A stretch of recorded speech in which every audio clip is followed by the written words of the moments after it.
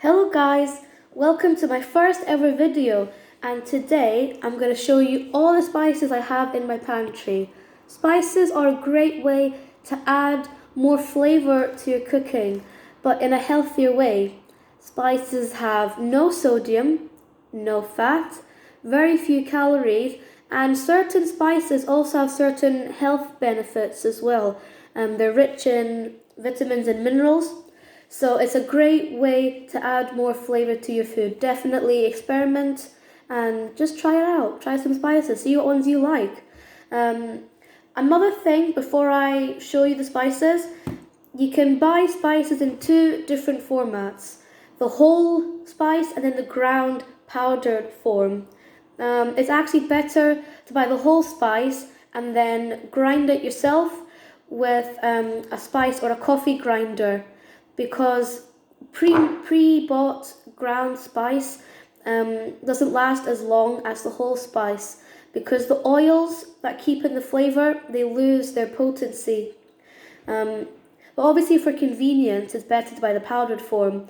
Another thing, if you buy the ground spice, you need to store it in a cupboard, because light will make the flavor lose its potency even more.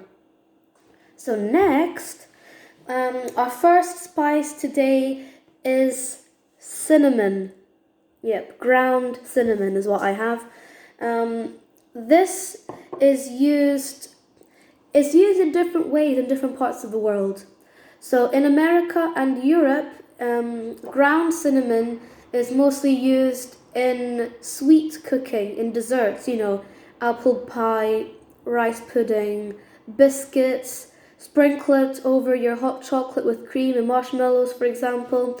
But in Asian and African countries, it's used more to season their savory foods like curries and stews. Take the meat smell out of your pork or your chicken, for example. It's a really versatile spice, so you can't go wrong with this one.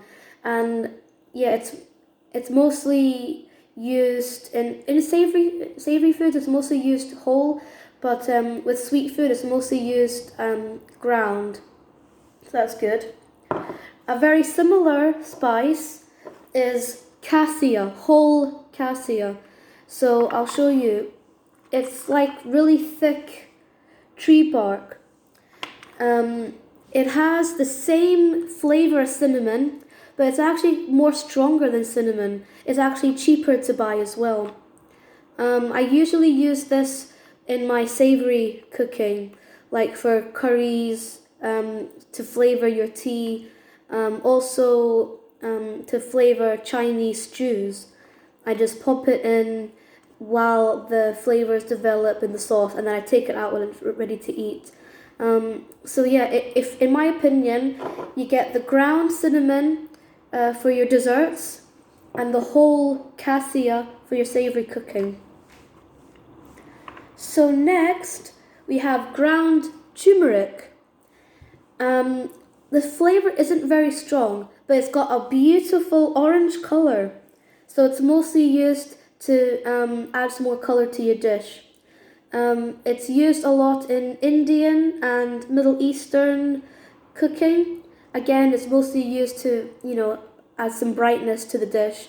And it's also really good to add to your rice, so your rice doesn't look so boring next time, Try it, see if you like it. Next, we have cayenne pepper. You have to be very careful when you use this, because unlike most chili peppers out there, this one has no flavor, it's just heat. So if you want to have some spice to your dish, but you don't want the chili pepper to compromise the overall taste, you just want the spice, then ground cayenne pepper is what you use. Like I said, it's very spicy, it's just heat, no flavor. So be very careful when you use this. You don't want to go overboard when you use this spice. Okay, next we have garam masala. So this is actually a spice blend. That means it's several different spices in here to create one big spice. This is used in all your Indian cooking. So if you're into Indian food, you cannot go wrong with garam masala. It's got tons of spices in here, like cardamom, cloves, nutmeg, ginger. So this is a must if you want to cook Indian food. Next, we have ground nutmeg. This is quite a versatile spice, but you can't overuse it, otherwise it will taste soapy in the dish. It can be used for sweet cooking, baking. It also goes very well with cheese. So if you want to make a cheese sauce with a bit more depth in the flavour, add in some ground nutmeg. But again, be careful with how much you use. You can always add more, but you can't take away. Another thing about spices, while I'm talking about cooking with this, is that the flavors develop as you cook them. So with ground spice, you put them at the beginning, and then it might not taste so strong, but then once you heat up in the food, the taste will become stronger. So remember, when you're cooking with spices, rather add little than a lot, because the flavor will develop over time. So that was nutmeg. Next, we have cardamom. This is my favorite spice. So I have it in ground and the whole pod form. Let me take this out and show you.